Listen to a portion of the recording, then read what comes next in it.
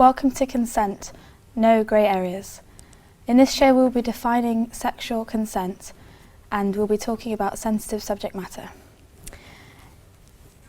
We are now going to see what the public have to say about consent. Let's see what they have to say. How do you define sexual consent? I define sexual consent as two people being in agreement of kind of what's going on. Like, you have to say if they're okay or comfortable in the situation. Clear words like yes or no. I think with physical consent, there's kind of a grey area. And it's really hard because it's kind of like you're reading someone else's body language, and your perception of someone else is completely individual and different. If you feel any resistance to someone or like any signs of like not wanting to do it, you should just stop. The best option is to have it verbal, but it can also be physical. Be in a safe, healthy relationship, you know, there should always be the space for a yes or no answer. Well, I feel like sex in relationship is important. If you're not ready for it, maybe you're not ready for a relationship. Like, if you don't want to in that moment, you don't have to. And I don't think a marriage defines that at all, no. I'm joined here today with two student union representatives, Sally and Katoon. Thank you for joining us today. So we saw what they had to say about consent. What is your definition?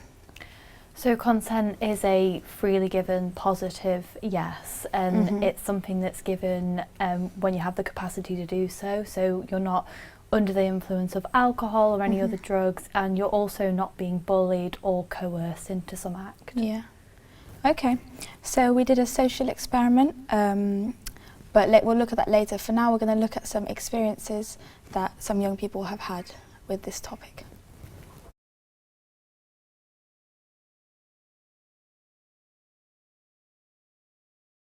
On my first night of uni, only a couple of my housemates had moved in. One of them suggested asking his mates to come down so we could all go out and break the ice. We went out and had some drinks. One was really drunk and asked me if I had any Vaseline in my room, so I said yeah. He followed me to my room, which I thought was really weird. I was like, well, you can't stay in here unless you want to stay on the floor. He said, that's fine. I didn't think anything of it because he was my flatmate's friend. I got woken up during the night to him climbing into my bed.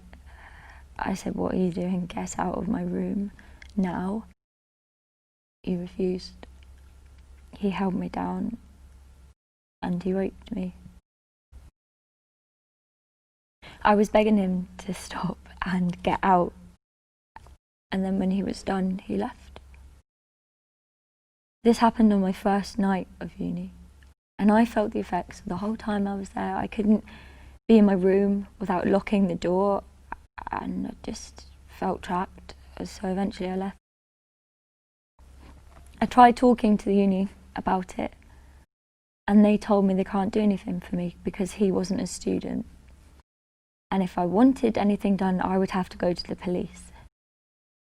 They said if I was taken to court, they would just prove me wrong and call me a liar. And I couldn't cope with having to relive it all for nothing. When I was 12 years old, I used to play football with a boy who lived down my road. Almost every day, we would knock on each other's doors and we'd play for hours. I was 12, he was 16 or 17. There was an alleyway down the end of our road because it was a dead-end street. But one day he kicked the ball down the alleyway and he told me to go get it, so I walked down there, not realising that he had followed me. He then proceeded to touch me. I didn't think anything of this until it happened numerous times. The same scenario, just with different levels of unwanted sexual acts.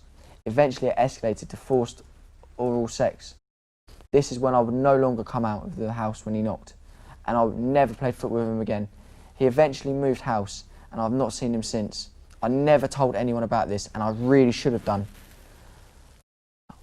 I really regret the way I handled the situation. I really wish I could go back and tell someone who maybe could have helped.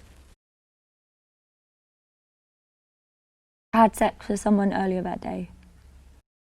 And when I mentioned this to people at uni, they said it would discredit my case and the court would just say that I regretted it and I wasn't raped. That part of it's always so hard to say, because I've had people completely disregard the fact that I was raped because I had consensual sex earlier that day, or say it's my fault because I shouldn't sleep around.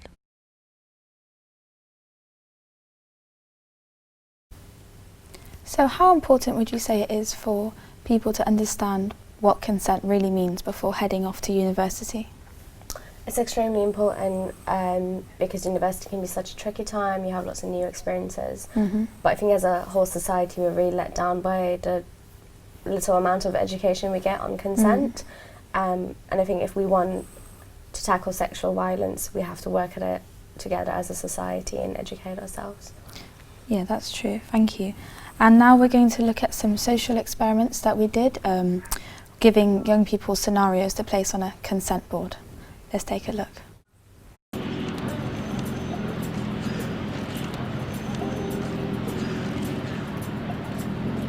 You are being examined by a doctor, but you are uncomfortable with the manner in which they are touching you. You are being examined by a doctor, but you are uncomfortable with the manner in which they are touching you. You and your partner are both drunk and have sex.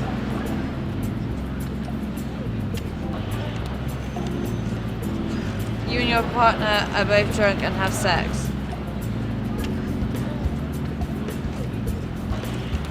You tell your young child to get a friend of yours with a kiss. You and your partner film a sex tape. After you break up, they post the video online.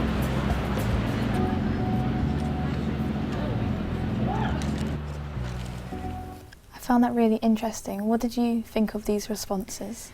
Well, just to build on what Kathy was saying before, I think it's really telling that we do lack a general education about consent.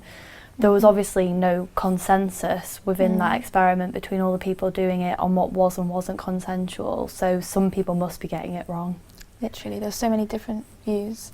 But what would you recommend for someone who's experienced, say, what we were talking about earlier, but like an assault? What would you recommend for them to do to seek help?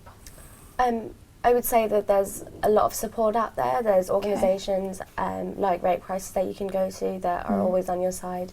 But also, if you're a university, you can use a reporting system. You can talk to the counselling service because there's people here to support you.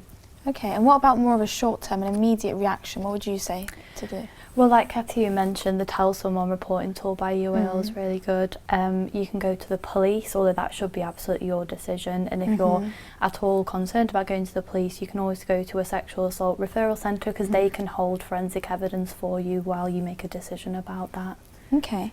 And so I've heard that you're a welfare officer for the SU, Student Union, and would you like to talk about the campaign you started about trying to tackle sexual violence? Yeah. So the Students' Union has been running consent workshops for a couple of years, but it was aimed at societies only, and I decided that actually it should be more accessible and more open, so you can basically have consent training if you're a foundation student, and it's going to be mandatory running out this year, so that's really important. Yeah. Okay, well, thank you. That's all we have time for, unfortunately, today. But if you want to follow up on Katayun's campaign, check the description box and you can have a look online. And if you are affected by anything of the sort, please don't hesitate to contact any of these numbers that will be appearing on your screen, and don't ever feel like you're alone because there are people out there ready to help you. Thank you.